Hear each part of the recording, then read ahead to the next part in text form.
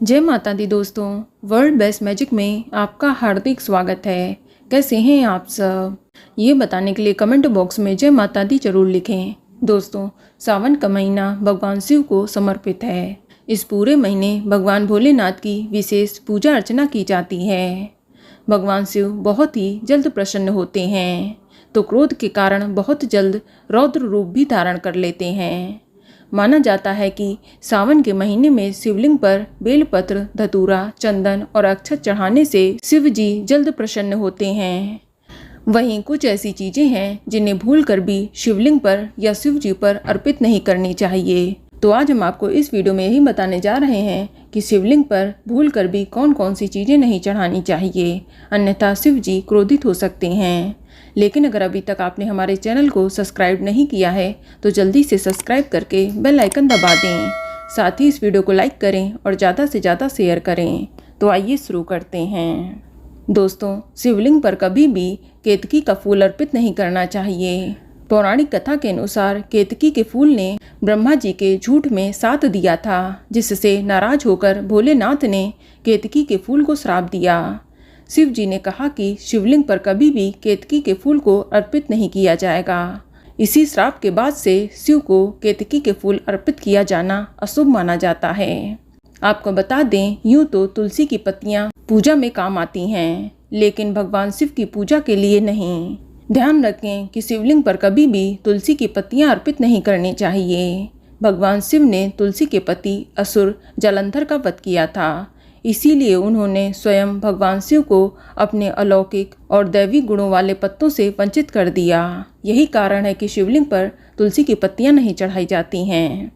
दोस्तों, शिवलिंग पर नारियल अर्पित किया जाता है, लेकिन नारियल के पानी से अभिषेक नहीं किया जाता है। देवताओं को चढ़ाया जाने वाला प्रसाद ग्रहण करना आवश्यक होता है। इसके अलावा शिवलिंग पर हल्दी भी नहीं चढ़ानी चाहिए। दोस्तों, शिव के अतिरिक्त लगभग सभी देवी देवताओं के पूजन में हल्दी गंध और औषधि के रूप में प्रयोग की जाती है। शास्त्रों के अनुसार शिवलिंग पुरुष तत्व का प्रतीक है और हल्दी स्त्रियों से संबंधित चीज है। इसी वजह से शिवलिंग पर हल्दी नहीं चढ़ाई जाती है। आपको बता दें कि शिवलिंग पर शंख से जल भी अर्पित नहीं करना चाहिए।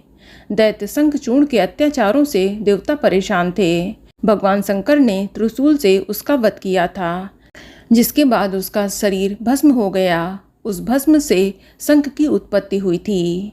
शिव जी ने शंखचूर्ण का वध किया, इसीलिए कभी भी शंख से शिव जी को जल अर्पित नहीं किया जाता है।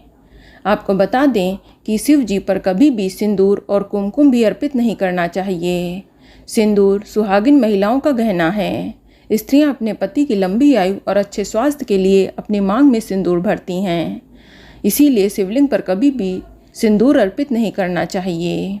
इसके अलावा ध्यान रखें कि शिव जी को कभी भी टूटे हुए चावल न चढ़ाएं। भगवान शिव पर हमेशा अक्षत यानी साबुत चावल चढ़ाने चाहिए। टूटा हुआ चावल अपूर्ण और अशुद्ध होता है, इसीलिए ये शिव जी पर नहीं चढ़ाया जाता है। एक बात बता दूं कि जब भी आप शिवलिंग पर दूध चढ़ाएं तो किसी बर्तन से चढ़ाएं। कुछ लोग होते हैं जो सोचते हैं कि सीधे दुकान से दूध का पैकेट खरीदकर डायरेक्ट पैकेट से ही शिवलिंग पर दूध चढ़ाते हैं, तो ऐसा करने से बचना चाहिए। शिवलिंग पर हमेशा बर्तन से ही दूध चढ़ाना चाहिए। दूध चढ़ाते वक्त एक बात का और ध्यान रखें कि दूध बिल्कुल ठंडा होना चाहिए।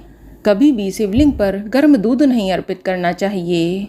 दोस्तों, शिव जी की पूजा में बहुत से भक्तजन शिवलिंग पर लोहे या स्टील के लोटे से जल अर्पित करते हैं, जो कि गलत है। भगवान भोलेनाथ पर हमेशा पीतल, कांसे या तांबे के लोटे से जल चढ़ाना चाहिए, ना कि स्टील के बर्तन से। दोस्तों, शिवलिंग पर बेलपत्र अर्पित करने से महादेव शीघ्र प्रसन्न होते हैं। मान्यता है कि भगवान शिव की आराधना बेलपत्र के बिना अधूरी मानी जाती है, लेकिन ध्यान रखें कि कभी भी शिवलिंग पर कटी फटी बेलपत्र अर्पित ना करें, अन्यथा शिव जी क्रोधित हो सकते हैं। तो दोस्तों, इन चीज़ों का आप विशेष ध्यान रखें। तो दोस्तों, ये जानकारी आपको अच्छी लगी तो कमेंट में जय माता दी जरूर लिखें, और अगर आपका कोई सवाल है तो उसे कमेंट बॉक्स में अवश्य पूछ लें। और इस वीडियो को लाइक करें, शेयर करें और साथ ही साथ चैनल को सब्सक्राइब करें। धन्यवाद।